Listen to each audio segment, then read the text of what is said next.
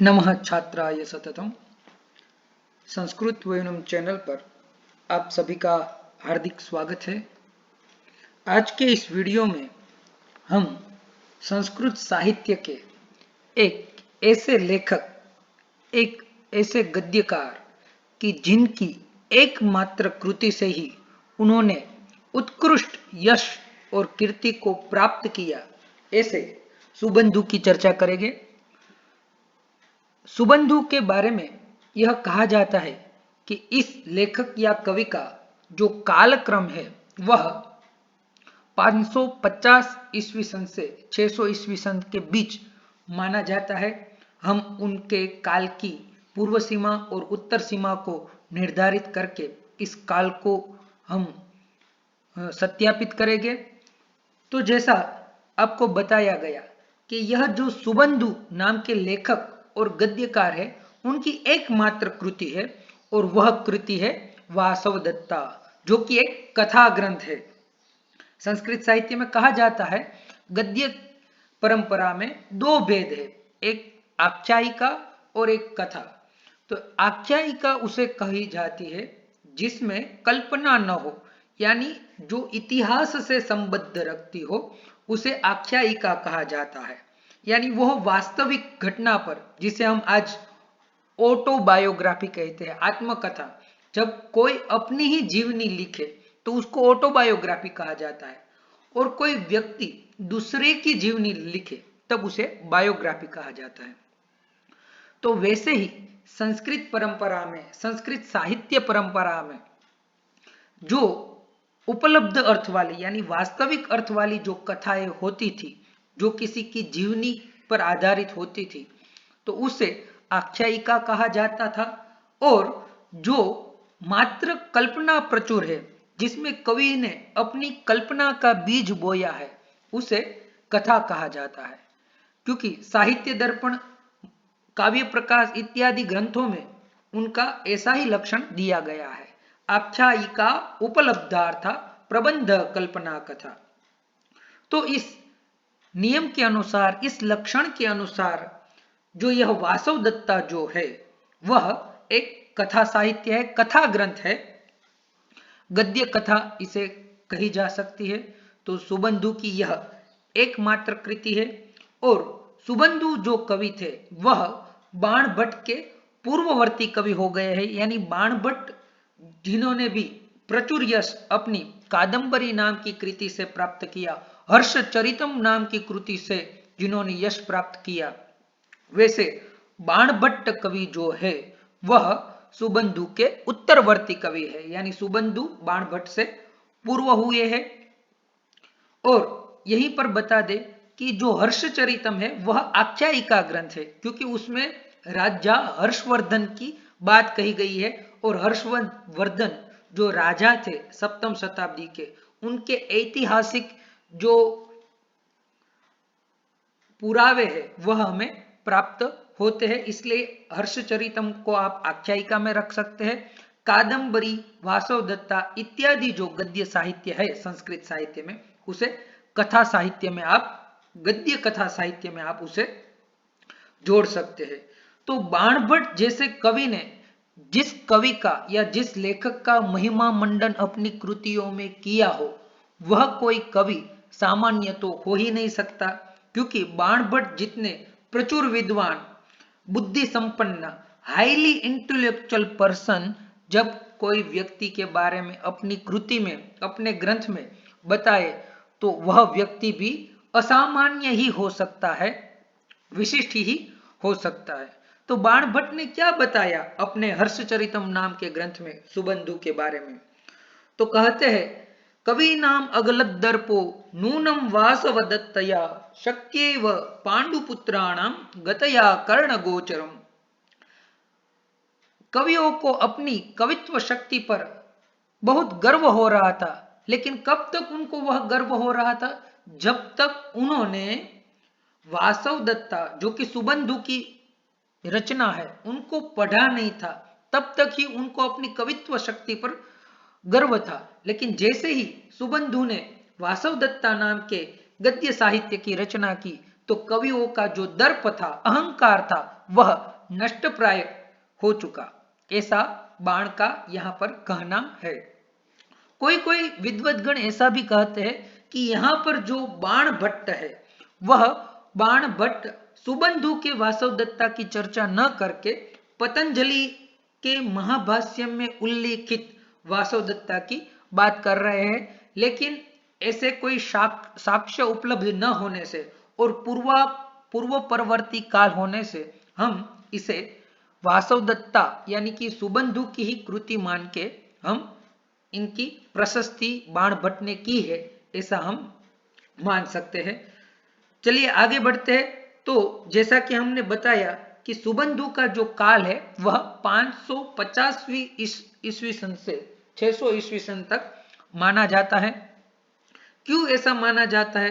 क्योंकि सुबंधु ने अपने ही गद्य कथा साहित्य वासवदत्ता में दो विद्वत गणों का नाम जो है वह उल्लेखित किया है श्लेष के माध्यम से, जिसमें उन्होंने लिखा है वासवदत्ता में न्याय स्थितिम इवोद्यतकर स्वरूपाम बौद्ध संगतिम इवालंकार भूषिताम, ऐसा सुबंधु ने वासवदत्ता में लिखा है।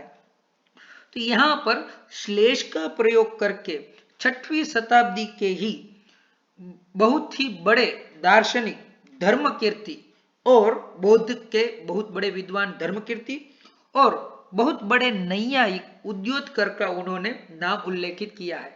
तो इस साक्ष्य के आधार पर हम कह सकते हैं कि उद्योतकर और धर्मकीर्ति के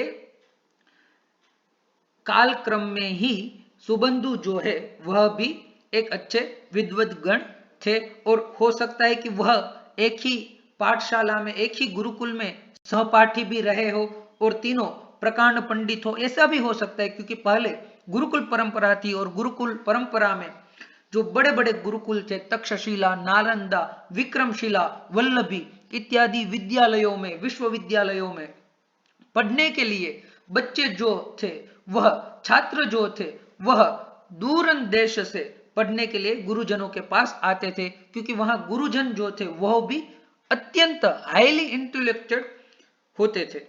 तो जिस प्रकार सुबंधु ने वासवदत्ता में उद्योतकर और धर्मकीर्ति का उल्लेख किया है, इस आधार पर हम कह सकते हैं कि पूर्व काल सीमा जो है सुबंधु की वह 550 से 600 ईस्वी सन के बीच में ही रह सकती है। और यदि हम उत्तर काल की चर्चा करें तो उत्तर काल की सीमा में जैसा हमने आगे बताया कि बाण भट्ट जो कि 7वीं शताब्दी के बहुत बड़े विद्वान थे जिन्होंने कादंबरी, हर्षचरितम जैसे ग्रंथ लिखे, उनकी साहित्य हर्षचरितम में और कादंबरी में बाण भट्ट ने इनका सुबंधु का उल्लेख किया है। हमने पूर्व में ही श्लोक देखा हर्षचरितम का, कवि नाम अगलत दर्पो नूनम वासवदत्तया शक्येव पांडुपुत्राणाम गतया कर्णगोचरम। तो बाण भट्ट जो कि 7वीं शताब्दी के पूर्वार्ध के लेखक या कवि माने जाते हैं, तो और बाण भट्ट ने इनका उल्लेख किया होने से हम 550 से 700 के बीच में यदि काल निर्धारण करें सुबंधु का तो वही 550 से 600 ईस्वी सन तक का काल सुबंधु का हो सकता है। इसके बाद वाक्पति राज ने अपनी कृति गौड़वहो में, जिसकी रचना काल 736 ईस्वी सन मानी जाती है, उसमें भी उन्होंने सुबंधु का उल्लेख किया है। गौड़वहो जो कृति है वह प्राकृत भाषा में कृति है और गौड़वहो में वाक्पति राज लिखते हैं सुबंधु के बारे में, सो बंधवे अबंधम मी हार्यंदे आनंदो, यानी सुबंधु की जो कृति है वासवदत्ता वह पढ़ने पर अत्यंत आनंद जो है वह विद्वत गणों को होता है, ऐसा वाक्पति राज का कहने का तात्पर्य है। इसके बाद जिनभद्र जो कि 608 ईस्वी सन में विशेषावश्यक नाम का भाष्य लिखा है, उस विशेषावश्यक भाष्य में भी उन्होंने वासवदत्ता इस कृति का उल्लेख किया है। तो इतने विद्वानों ने सुबंधु का उल्लेख किया है। इस वजह से हम कह सकते हैं कि सुबंधु जो थे उनकी एक ही कृति जो थी वह 100 कृतियों के बराबर थी और वह अपने काल में ही, अपने समय पर ही वह बहुत ख्याति प्राप्त हो चुके थे और उनकी ख्याति सिर्फ 6वीं और 7वीं शताब्दी तक नहीं, आज तक हम उनकी ख्याति सुनते आ रहे हैं। वैसे ही एक कवि जिसे हम मंखक के नाम से जानते हैं, जो कि 1150 ईस्वी सन में जिन्होंने श्रीकंठ चरितम नाम का ग्रंथ लिखा है, वह 11.5वीं शताब्दी में भी वह सुबंधु का स्मरण करते हुए कहते हैं, मंठे स्वर्द्विरदादि रोहिणी वशम याते सुबंधो विदे शांते हंत च भारवो विघटिते बाणे विषाद स्पृश। तो इस प्रकार कवि मंक जो है वह क्रमशः सुबंधु, भारवी और बाण का स्मरण कर रहे हैं और इस स्मरण की परिपाटी में भी उन्होंने सुबंधु को सबसे पहले रखा है, बाद में भारवी और बाद में बाण को रखा है। इससे हम कह सकते हैं कि सुबंधु जो है वह बाण से अवश्य ही पूर्ववर्ती हुए होंगे। इसके बाद कविराज ने 1200 ईस्वी सन में अपनी कृति राघव पांडवीयम में सुबंधु की वक्रोक्ति का बहुत ही, वक्रोक्ति अलंकार की या वक्रोक्ति संप्रदाय की बहुत ही प्रशंसा की हुई है और वह लिखते हैं, सुबंधुर बाण भट्टश्च कविराज इति त्रयः वक्रोक्ति मार्ग निपुणः चतुर्थो विद्यते नव। यानी कविराज का कहना है, वह अपनी भी प्रशंसा करते हैं और सुबंधु और बाण भट्ट की भी करते हैं और वह कहते हैं कि वक्रोक्ति मार्ग के यदि निपुण आचार्यों की बात की जाए तो उसमें 3 ही आचार्य है, जिसमें सबसे पहले सुबंधु है, उसके बाद बाण भट्ट है और तीसरा यदि कोई है तो वह मैं कविराज ही हूं। इस प्रकार से चौथा यदि कोई वक्रोक्ति मार्ग का नैपुण्य कवि है तो मुझे पता नहीं है, ऐसा कविराज अपने राघव पांडवीयम नाम के काव्य में कहते हैं। यहाँ पर यह बात आपको ध्यान में रखनी चाहिए कि यह जो राघव पांडवीयम जो काव्य विधा है उसे संस्कृत परंपरा में, संस्कृत साहित्य परंपरा में द्विसंधान काव्य परंपरा कही जाती है। द्विसंधान यानी ऐसी काव्य परंपरा जिसको यदि आप आगे से पढ़ते हैं तो वहां पर हमें रामायण की स्टोरी प्राप्त होती है, रामायण की कथा प्राप्त होती है और उसी श्लोक को, उसी काव्य को आप उल्टा पढ़ते हैं तो पांडव की कथा प्राप्त होती है, यानी पांडवों की महाभारत की कथा प्राप्त होती है। तो यह ऐसा उत्तम काव्य रचना जो है वह सिर्फ और सिर्फ संस्कृत साहित्य में ही हो सकते हैं, अन्य किसी साहित्य में या अन्य किसी भाषा में हो सकती हो तो आप भी हमें बताना। और ऐसे द्विसंधान, त्रिसंधान, चतुर्संधान भी काव्य कला जो है वह संस्कृत में देखी जाती है। कभी हम द्विसंधान पर आप यदि कोई वीडियो सुनना चाहे तो कमेंट बॉक्स में अवश्य बताएं कि द्विसंधान काव्य क्या होता है, इसके बारे में हम अवश्य यदि आप बताएंगे तो वीडियो लेकर आएंगे। उसी के साथ साथ आपको यहाँ पर एक प्रश्न भी पूछना है कि वक्रोक्ति मार्ग, आप सभी ने संस्कृत के छात्र होगे तो आपने अवश्य ही षड संप्रदाय, साहित्य के 6 संप्रदायों के बारे में अवश्य ही सुना होगा और हमने यहाँ अभी अभी बात की सुबंधु, बाण भट्ट और कविराज जो 3 है वह वक्रोक्ति मार्ग के निपुण है। चौथा यदि कोई है तो हमें पता नहीं है, ऐसा कविराज कहते हैं। तो आप हमें बताइए वक्रोक्ति संप्रदाय के स्थापक किसे कहे जाते हैं, वक्रोक्ति संप्रदाय की स्थापना किस कवि या किस कर्ता ने की थी और उस वक्रोक्ति संप्रदाय का प्रधान ग्रंथ जो है वह कौन है, यह अवश्य कमेंट बॉक्स में बताइए। चलिए, काल निर्धारण इस प्रकार से हमने सुबंधु का निर्धारित किया। उस कालक्रम से 550 ईस्वी सन से लेकर 600 ईस्वी सन बीच में ही सुबंधु ने इस वासवदत्ता की रचना की होगी और उसी कालक्रम में उन्होंने यह काव्य जो है उनका समय जो है वह रहा होगा। अब हम यदि मूल कथा वस्तु की ओर आए, अभी तक हमने सुबंधु के काल का निर्धारण किया तथा सुबंधु के विषय में जो ऐतिहासिक ग्रंथ सापेक्ष जो भी विषय थे जो उपलब्ध हो रहे थे उसके बारे में चर्चा की।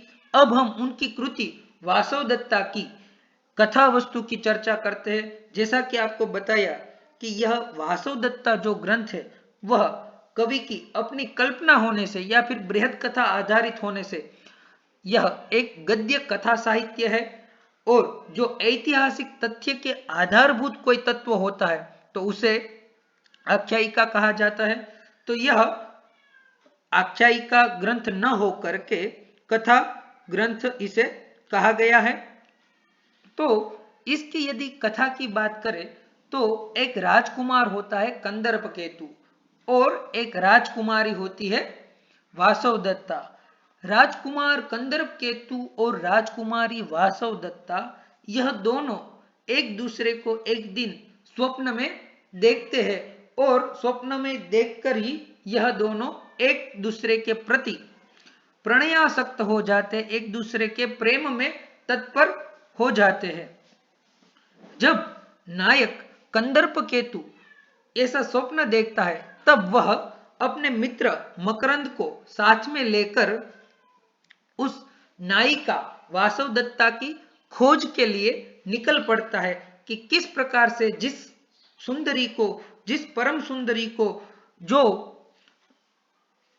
कि वरवर्णिनी थी, ऐसी वासवदत्ता को मैं कैसे प्राप्त कर सकूं, उसे कहां ढूंढूं, उस प्रकार से वह उसे ढूंढने के लिए मित्र मकरंद के साथ चले जाते हैं। जब वह मित्र मकरंद के साथ कंदर्पकेतु जा रहा होता है तभी उसे बीच में एक शुक और सारिका जो पक्षी दंपति था उनका संवाद सुनने को प्राप्त होता है, और उसी संवाद के माध्यम से कंदर्पकेतु को पता चलता है कि वासवदत्ता नाम की जो नायिका है जो स्वप्न में मैंने देखी थी, वही नायिका ने इस शुक सारिका को नायक यानी कि कंदर्पकेतु को ढूंढने के लिए भेजा था।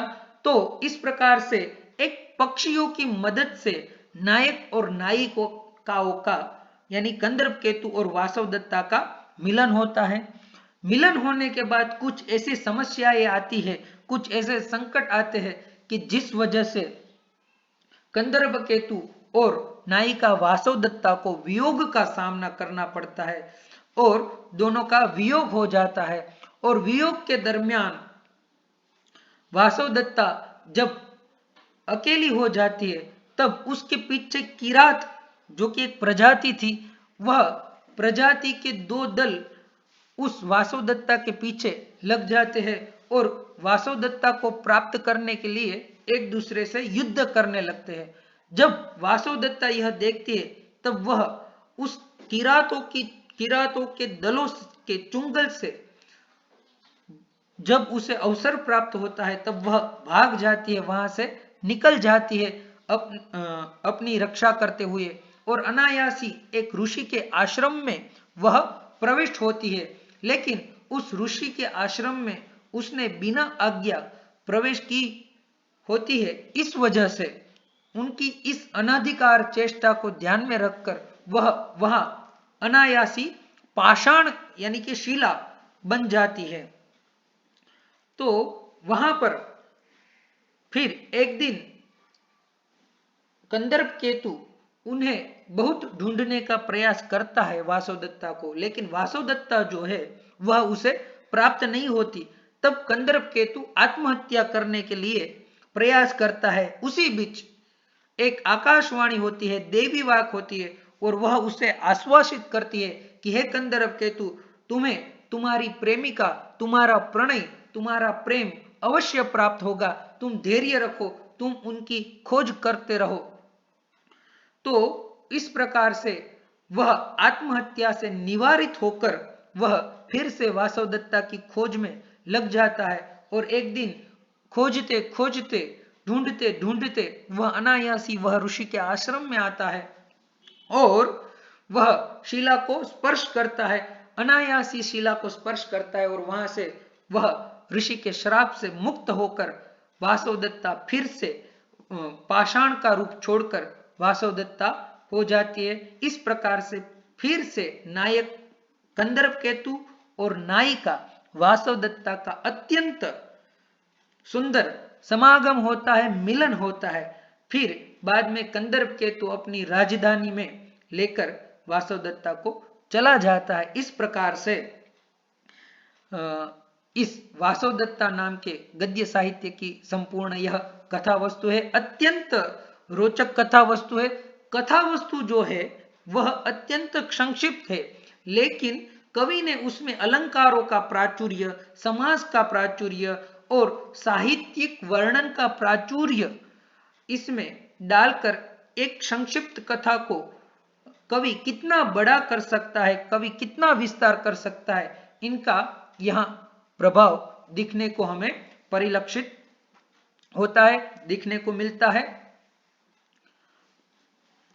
आगे यदि हम साहित्यिक वैभव की बात करें सुबंधु की या वासवदत्ता नाम के गद्य साहित्य की, तो जैसा कि हम सबको पता है कि जिस कृति में समास का प्राचुर्य हो, क्लिष्ट पदावली हो और ओज गुण हो, उसे हम गौड़ी शैली कहते हैं।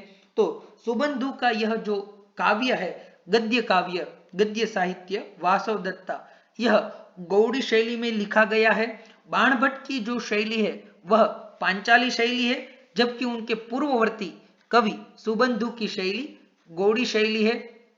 और जैसा हमने अभी अभी चर्चा की कि सुबंधु ने प्राचुर्य से वर्णन किया है, तो उसी में यदि एक उदाहरण दिया जाए तो नायक यानी कि कंदर्प केतु के जो पिता है राजा चिंतामणि, उनके वर्णन में ही कवि ने 30-40 पंक्तियां लिख दी है। सिर्फ पिता का वर्णन करने को कहा था तो हम 3-4 पंक्तियों में करते हैं, लेकिन यहाँ पर सुबंधु अपनी विद्वत्ता का परिचय देते हुए वह 30-40 पंक्तियों में राजा चिंतामणि का परिचय देता है। और सुबंधु अपने ग्रंथ की शुरुआत में ही कहते हैं कि प्रत्यक्षर श्लेषमय प्रबंध विन्यास वेदग्ध निधिर निबंधम, कि यह जो मेरा काव्य है वासवदत्ता, यह प्रत्यक्षर यानी प्रत्येक अक्षर में यहाँ पर श्लेष अलंकार का प्रयोग किया गया है। यानी आप जहां जहां पढ़ोगे वहां वहां से आप दो दो अर्थ इनके निकाल सकते हैं। तो शब्द श्लेष अर्थ श्लेष का प्राचुर्य इस काव्य में हमें देखने को प्राप्त होता है। यानी विद्वत गणों को पढ़ने के लिए यह ग्रंथ अत्यंत लाभदायी है और अत्यंत रुचिकर हो सकता है। और आगे इनके साहित्यिक वैभव की हम चर्चा करें तो कला पक्ष का प्रदर्शन जो है वह यहाँ पर बहुत ही किया गया है। और संस्कृत साहित्य में हम देखते हैं कि 3री-4th शताब्दी के बाद भास, कालिदास आदि जो कवि थे 5वीं-6वीं शताब्दी तक, वहां तक के कवि जो थे वह कला पक्ष के इतना विन्यास नहीं करते थे। वह जो थे वह उदार पक्ष वाले थे, वह रुजु मार्गी थे। इसलिए एक कथा को अत्यंत सरल शब्दों में वह निबद्ध करते थे। लेकिन 6वीं-7वीं शताब्दी के बाद संस्कृत में एक विद्वत्ता का दौर आया कि सब जो है वह अपने बुद्धि का कैसे पांडित्य प्रदर्शित किया जाए, उसकी ओर सभी कवि लेखक जो है वह मुड़े। और उसी में से एक हमें सुबंधु भी प्राप्त हुए। तो कथा कितनी भी संक्षिप्त हो, लेकिन उस कथा का कितना विस्तार कर सके, यह उस समय में देखा जाता था। इसीलिए हम भारवी का किरातार्जुनीयम पढ़े या शिशुपाल वधम माघ का पढ़े या फिर नैषधीय चरितम श्री हर्ष का पढ़े या फिर सुबंधु का वासवदत्ता पढ़े या फिर बाणभट्ट की कादंबरी पढ़े, इन सब में वर्णनों का इतना प्राचुर्य है कि कथा तो अति संक्षिप्त है और कथा कहना जो है वह कवि या लेखक का प्रयोजन है ही नहीं, क्योंकि कथा तो अत्यंत संक्षिप्त है। लेकिन अपने पांडित्य का प्रकर्ष दिखाना ही यहाँ पर कवि या लेखक का प्रयोजन है। तो इसी क्रम में सुबंधु ने भी अपनी वासवदत्ता में कला पक्ष का अत्यंत उदार और हृदयावर्जक वर्णन जो है उन्होंने किया हो। प्रकृति वर्णन हो, स्त्री वर्णन हो, नगर वर्णन हो या राजा का वर्णन हो, नायक का वर्णन हो, नायिका का वर्णन हो, तो मन मुक्त होकर उन्होंने यह सारे वर्णन जो है वह सुबंधु ने किए हैं। और सुबंधु कहते भी है कि अविदित गुणापि सत्कवि भणिति कर्णेषु वमति मधुधाराम अनधिगत परिमलापि ही हरति दृशम मालती माला। यानी कवि की कृतियों में यदि गुण न हो, ठीक है, या उनके गुणों को हम न जान सके, क्योंकि सुबंधु जो है वह वर्णन का प्राचुर्य कर रहे हैं, तो कोई यदि शुरुआत में पढ़ना शुरू करे तो उनको लगेगा कि ये तो कवि सिर्फ वर्णन ही किए जा रहे हैं, वर्णन ही किए जा रहे हैं। और यदि ज्यादा वर्णन किया हो तो कभी कभी हमें उस ग्रंथ के प्रति अरुचि भी हो सकती है। इसीलिए शुरुआत में ही वह अपने पाठकों से कहते हैं कि यदि आप इस कृति के गुण को न जान सको, उनके गुणों को धारण न कर सको, श्लेष को न समझ सको, फिर भी आप इसका जो पद लालित्य है, इसका जो शब्द सौंदर्य है, यह भी आपके कानों में यदि सिंचित हुआ तो भी आप धन्य हो जाओगे। यानी इन्होंने इतने सुंदर सुंदर अलंकारों का प्रयोग किया है, इतनी सुंदर पदावलियों का प्रयोग किया है, उस वजह से भी आपको यह काव्य पठन जो है वह करना चाहिए। और वह फिर से कह रहे अपनी श्लेषता का उन्हें अत्यंत गर्व था, इसीलिए कह रहे सुश्लेष वक्र घटना पटु सत्काव्य विरचनम, के सत्काव्य का विरचन करने में श्लेष जो है और वक्रोक्ति जो है वह अत्यंत महत्वपूर्ण है। इसलिए यह जो मेरा काव्य है वह श्लेषमय है, वक्रोक्तिमय है और विद्वत गण को यह आनंद प्रदान करने वाला है। तो इस प्रकार से हमने सुबंधु की कृति वासवदत्ता एवं सुबंधु के परिचय को प्राप्त किया। कुछ यदि हम वासवदत्ता का कृति के आलंकारिक वैभव को हम देखें तो जैसा कि हमने देखा कि श्लेष का प्रचुर प्रयोग इस काव्य में किया गया है और स्वयं सुबंधु ने भी कहा है प्रत्यक्षर श्लेषमय पद विन्यास निबंधनम, यानी प्रत्यक्षर श्लेषमय है। तो एक उदाहरण आपके सामने श्लेष काव्य का प्रस्तुत है। यस्य च रिपुवर्गः सदा पार्थोपि न महाभारतरण योग्यः। तो यदि इनका साफ साफ अर्थ देखें तो जिसका शत्रु वर्ग अर्जुन के समान होने पर भी वह महाभारत के रण के योग्य नहीं था। तो एक अर्थ तो यह होता है, लेकिन यहाँ पर सदा पार्थ में यदि संधि विच्छेद करे तो एक हो सकता है सदा अपार्थ। तो जिसका शत्रु वर्ग जो है वह अपार्थ यानी नष्ट प्रयोजन हो चुका है, जिसके पास कोई सामर्थ्य नहीं है, ऐसा शत्रु वर्ग जो है वह महाभार यानी सैन्य भार है, वह तरण के योग्य नहीं था। फिर दूसरी पंक्ति है भीष्मोप्य शांत अनवहितः, यानी भीष्म होने पर भी शांतनु के हित की बातें नहीं करता था। तो हम सबको महाभारत की कथा मालूम है कि शांतनु के पुत्र का नाम ही भीष्म था, जो देवव्रत था, देवव्रत थे, उन्होंने ही प्रतिज्ञा लेकर, जब भीष्म प्रतिज्ञा ली तब से हम उन्हें भीष्म के नाम से जानते थे। तो यहां पर लिखा हुआ है कि भीष्म होने पर भी वह शांतनु के हित की बातें नहीं सोचता था, लेकिन यहां पर भी इस प्रकार संधि विच्छेद करेंगे भीष्म अपि अशांत नवेहितः, तो भयंकर होने पर भी वह घबराहट को महसूस नहीं करते थे। इस प्रकार से और आगे है सानुचरोपि न गोत्र भूषित। सानु, सानु यानी पर्वत के शिखर को सानु कहा जाता है। तो पर्वत के शिखर पर भ्रमण पर्वत के शिखर पर भ्रमण करते हुए भी वह पर्वत से, गोत्र का, पर्वत का एक नाम गोत्र भी है, पर्वत से विभूषित नहीं थे। एक तो यह भी अर्थ होता है और दूसरा अर्थ होता है अनुचर के साथ होने पर भी वह गोत्र से विभूषित नहीं थे। तो ऐसे श्लेष का प्राचुर्य जो है वह हमें सुबंधु की वासवदत्ता में दिखने को प्राप्त होता है। यदि अन्य अलंकारों की बात करें तो उसमें परिसंख्या अलंकार भी आता है। तो तो परिसंख्या यानी एक प्रकार से गिनती की जाती है। तो इस परिसंख्या में ज्योतिष, धर्मशास्त्र, व्याकरण शास्त्र के काफी सारी परिसंख्या करके उन्होंने अच्छा सा एक उदाहरण हमें प्रस्तुत किया है। यत्र राजनी राजनीति चतुरे शासति वसुमतिम पितृकार्येषु वृषत्सर्गः शशिनः कन्यातुलारोहणं योगेषु शूलव्याघात चिंता उत्प्रेक्षाक्षेपः काव्यालंकारेषु क्विपां सर्वविनाशः कोशसंकोचः कमलाकरेषु न जनेषु जातविहीना मालासु न कुलेषु। तो यानी उत्प्रेक्षा और आक्षेप जो थे वह सिर्फ काव्या के अलंकारों के रूप में थे। इस राजा के राज्य में ऐसा नहीं था। सर्वविनाश जो है वह क्विप प्रत्यय का सिर्फ व्याकरण में ही होता था, यहाँ पर नहीं होता था। कोश संकोच जो है वह सिर्फ कमलाकर के लिए थे, जनों के लिए यानी जनता के लिए नहीं थे। तो इस प्रकार से परिसंख्या अलंकार का भी हमें यहाँ पर उदाहरण अच्छा प्राप्त होता है।